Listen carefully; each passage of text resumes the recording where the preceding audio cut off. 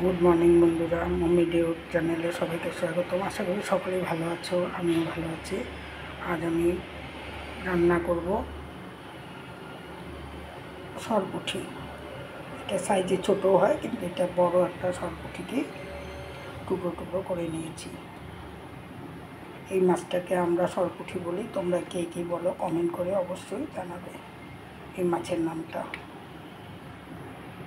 আমি এখন হলুদ লবণ দিয়ে মাছটাকে মাখিয়ে নিচ্ছি। দিয়ে দিলাম হলুদ গুঁড়া, দিয়ে দিলাম লবণ।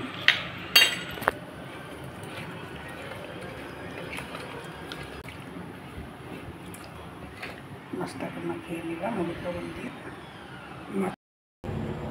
মাছ ভেজে নিচ্ছি। দিয়ে দিলাম কড়াইতে সরষের তেল, ছেড়ে দিলাম মাছ। এক এক করে এখন মাছগুলো ভেজে নিব।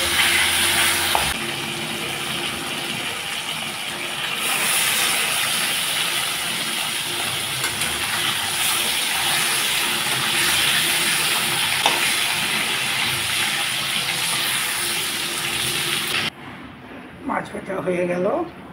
মাছ ভাজা তেলের উপরে আমি আলু বেগুনগুলো ভেজে নিচ্ছি।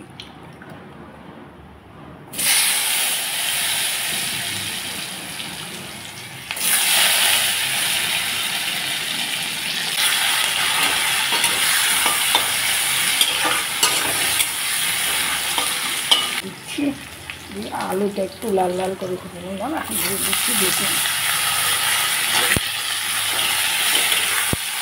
সামান্য হলুদ, সামান্য ঢাকনা করে দিলাম। বেগুন আলু ভেজে নিলাম। বসানোর জন্য দিয়ে দিলাম সরষের তেল, খুব একটা দেব না। আর এখানে আমি মশলা নিয়ে নিয়েছি, টমেটো গ্রেট করে নিয়েছি, হলদে গুঁড়া, জিরা গুঁড়া, ধনে গুঁড়া আর সামান্য কাঁচা লঙ্কা, কারণ বেশি ঝাল করবো না, একেবারে পাতলা ঝোল। দিয়ে দিলাম।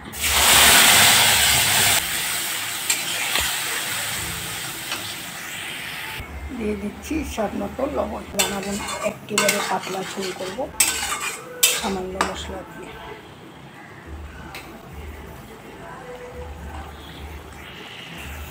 মশলার উপরে দিয়ে দিলাম বেগুন আলু,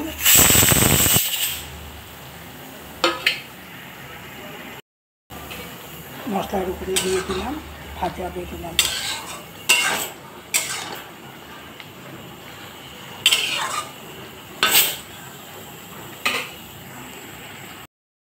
মশলা বেগুন আলু সব কষিয়ে নিলাম।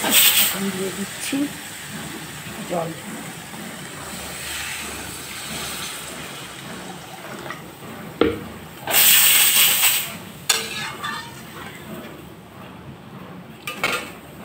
দশ মিনিটের জন্য ঢেকে দিচ্ছি। ঢাকনা খুলে দিলাম। ঝোল মোটামুটি হয়ে এসেছে মাছের, এই আলুও গলে গেছে। এখন দিয়ে দিচ্ছি মাছ।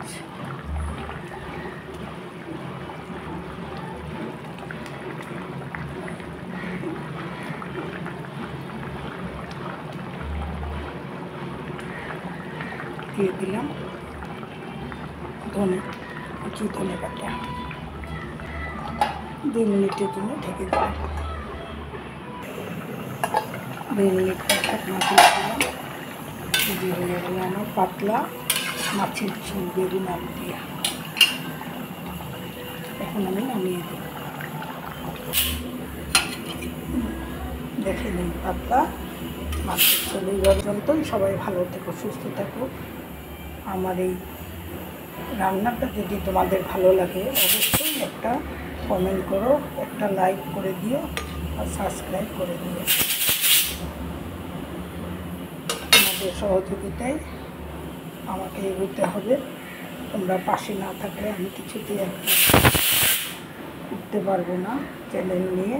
তাই তোমাদেরকে অবশ্যই অনুরোধ করছি, আমাকে একটা সাবস্ক্রাইব করে দিও আর ভিডিওটা সবাই স্কিপ করে তাহলে রাখছি। টাটা, বাইরে, পরের ভিডিওতে দেখা হবে।